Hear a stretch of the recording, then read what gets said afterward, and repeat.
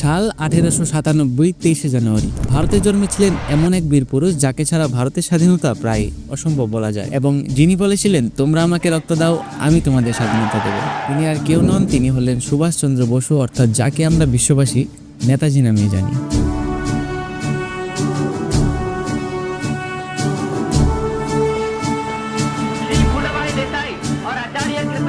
ওনার মতে স্বাধীনতা খুঁজে নয়, কেড়ে নিতে হয়। আপনারা সবাই হয়তো জানেন নেতাজির মৃত্যু নিয়ে কিন্তু অনেকটাই রহস্য এবং বিতর্ক রয়েছে। তার মধ্যে তিনটি বিষয় খুবই চর্চিত। প্রথমত, যেটা আমরা আমাদের বইতে পড়েছি যে নেতাজির মৃত্যু হয়েছিল তাইওয়ানে এক বিমান দুর্ঘটনায়, কিন্তু তা সত্ত্বেও কিন্তু এই দুর্ঘটনার কোনো প্রমাণ পাওয়া যায়নি।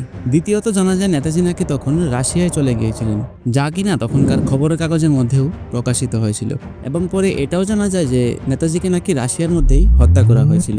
তৃতীয়ত, এটাও জানা যায় যে উত্তরপ্রদেশের অযোধ্যার মধ্যে গুমনামি বাবা নামে নাকি একজন সন্ন্যাসী বসবাস করত, এবং তিনি নাকি ছিলেন নেতাজি সুভাষচন্দ্র বসু। এই সবগুলো কারণ থেকে কোনটা একদম যথাযথ সত্য সেটা কিন্তু এখনো ভালোভাবে জানা যায়নি। তবে একটি কথা বলা যায় যে ভারতবর্ষকে কিন্তু শত্রুদের হাত থেকে মুক্ত করার জন্য তিনিই গড়ে তুলেছিলেন আজাদ হিন্দ ফৌজ। তার নেতৃত্বে লক্ষ প্রাণ গর্জিয়ে উঠেছিল স্বাধীনতার মন্ত্রে। তিনি দেখিয়ে গেছেন সঠিক লক্ষ্য এবং ইচ্ছাশক্তি থাকলে অসম্ভবকেও সম্ভব করা যায়। অবশেষে বলা যায় নেতাজি শুধু অতীত নয়, তিনি আমাদের ভবিষ্যতেরও দিশারি। ভিডিওটি আপনার কাছে ভালো লাগলে অবশ্যই কিন্তু ভিডিওটিকে শেয়ার করে দেবেন, এবং আপনি কোন জায়গা থেকে দেখছেন সেটাও কিন্তু কমেন্টে জানাবেন। জয় হিন্দ।